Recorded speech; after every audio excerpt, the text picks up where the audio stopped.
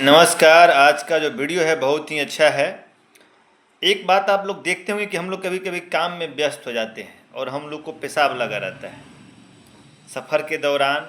या कितने लोग इतने आलसी होते हैं, काम कर रहे हैं, पेशाब का सिग्नल ब्रेन दे रहा है कि ये भाई उठो जाओ पेशाब करो। हम सिग्नल को इग्नोर कर रहे हैं, फिर सिग्नल दे रहा है, फिर इग्नोर कर रहे हैं। जब अंतिम में ब्लाडर के पास लगेगा कि एकदम तोड़ मरोड़ के एकदम दर्द होने लगेगा, ऐठ ऐठ के दर्द होने लगेगा, तब पेशाब करने जाते हैं।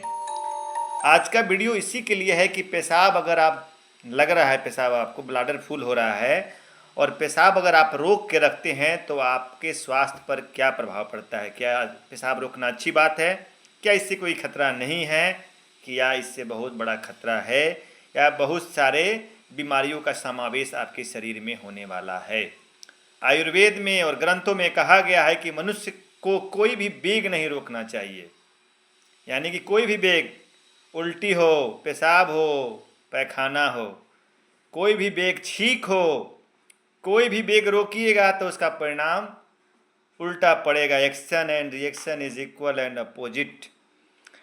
पेशाब रोकने से क्या होता है, जैसे आप जानते हैं कि जब हमारे किडनी से यूरेटर के द्वारा पेशाब बूंद बूंद छन के जब ब्लाडर में जमा होता है, और जैसे यह पेशाब का मात्रा ब्लाडर में 100-150 ml से अधिक होता है, हमारे ब्रेन को सिग्नल जाता है कि चलो भाई इसको खाली करके आते हैं।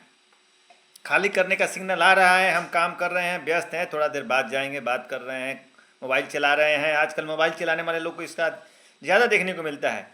दाब के बैठे हुए हैं, पेशाब लग रहा है, दाब के बैठे हुए हैं, पेशाब लग रहा है, 300 ml हो गया, पेशाब फुल हो गया, 400 ml हो गया। जब पूरा ऐठन मरोड़ दर्द होने लगेगा तब उठ के बाथरूम करने जाइएगा। लेकिन इसका क्या प्रभाव आपके शरीर पर पड़ेगा, आपके स्वास्थ्य पर पड़ेगा, इसको जानना जरूरी है। सबसे पहले आपको यूरिनरी ट्रैक इन्फेक्शन हो सकता है। पेशाब अधिक समय तक रोकने से उसमें बैक्टीरिया ग्रोथ कर सकता है, और जिससे पेशाब में जलन, पेट के नीचे हिस्सों में, लोअर एब्डोमेन में दर्द होता है, बार बार रिकरेंट यूरिनेशन की शिकायत होती है, पेशाब में कड़क होता है। आपका पेशाब रोक के रखने से पेशाब का ब्लाडर जो होता है, स्पिंचर जो होता है, वह कॉन्ट्रैक्ट करता है। तो जब पेशाब आप ज़्यादा देर तक रोकिएगा तो आपको यूरिन इनकंटिन्यूअस की शिकायत होगी। यानी कि आपको पेशाब रोकने की जो क्षमता है ब्लाडर को, वह कम हो जाएगी। मांसपेशियाँ खिंच जाती है और ढीली पड़ जाती है, जिससे देखिएगा कोई कोई खांसता है, बोलता है, हंसता है तो पेशाब हो जाता है। बहुत सारी लेडीज़ और बहुत सारे लोग आएंगे और कहेंगे कि हम बोलते हैं, हंसते हैं, गाते हैं, कुछ करते हैं तो हमको पेशाब का 2-4-5 बूंद आ जाता है। और दूसरा बात है, किडनी में इन्फ्लामेशन, किडनी में इन्फेक्शन होने का चांस रहता है, किडनी खराब होने का चांस रहता है। यदि पेशाब आप रोकिएगा, ब्लाडर फुल हुआ, ब्लाडर फुल होकर जब भी पानी घड़ा भरेगा तो पानी ऊपर की तरफ गिरेगा। देखिए आप घड़ा में पानी डाल रहे हैं, पानी भर गया, बाकी का पानी ऊपर आएगा। तो जब पेशाब का ब्लाडर फुल हो जाएगा तो उल्टे किडनी के पास यूरेटर से बैक होने लगेगा, जिससे हाइड्रोनेफ्रोसिस डेवलप होता है।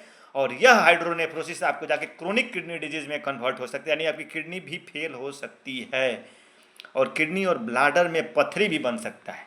जब आप पेशाब रोकिएगा तो पेशाब में क्या होता है, कैल्शियम होता है, यूरिक एसिड होता है, जो वेस्ट प्रोडक्ट के रूप में बाहर निकलता है, और वहाँ पर जमा रहने से क्या हो जाएगा कि उसके दीवार पर क्रिस्टल जमा हो जाएगा, यूरिक एसिड के कण जमा हो जाएंगे, जिससे स्टोन होता है। तो जब पेशाब रोकिएगा तो पथरी भी हो सकता है। और pelvic PID, pelvic inflammation disease, pelvic floor की मांसपेशियों में ऐठन होता है, दर्द होता है, और लगातार सिकुड़ने से पेल्विक क्षेत्र में हमेशा दर्द बना रहता है, और क्रोनिक यूरिनरी इन्फेक्शंस और क्रोनिक किडनी डिजीज होने का चांस रहता है। क्रोनिक यूरिन रिटेंशन होगा, और उसकी स्थिति में ब्लाडर पूरी तरह खाली। जब भी आप इस तरह आदत बना लीजिएगा तो पेशाब करने जाइएगा तो पूरा मात्रा में जब हम पेशाब करने जाते हैं तो ब्लाडर पूरा खाली हो जाता है। लेकिन जब यह सब स्थिति बना रहेगा, बार बार पेशाब रोकिएगा, तो ब्लाडर में कुछ ना कुछ पेशाब रह जाएगा, जिसको क्रोनिक यूरिनरी रिटेंशन बोलते हैं। और पेशाब पूरा एक बार में नहीं निकलने के चलते बार बार आपको पेशाब जाना पड़ेगा। स्वस्थ रहने के लिए पेशाब को कभी भी नहीं रोके, दिन में पर्याप्त मात्रा में पानी पिएँ, टॉयलेट जाने की आदत को नज़रअंदाज नहीं करें, सफाई का विशेष ध्यान करें, और किसी तरह का लक्षण मिले, पेशाब के निचले हिस्से में दर्द, कमजोरी, सबको, तो डॉक्टर से मिले। पेशाब को रोकना नहीं है, वेग को रोकना नहीं है, उसको झाड़ के आना है।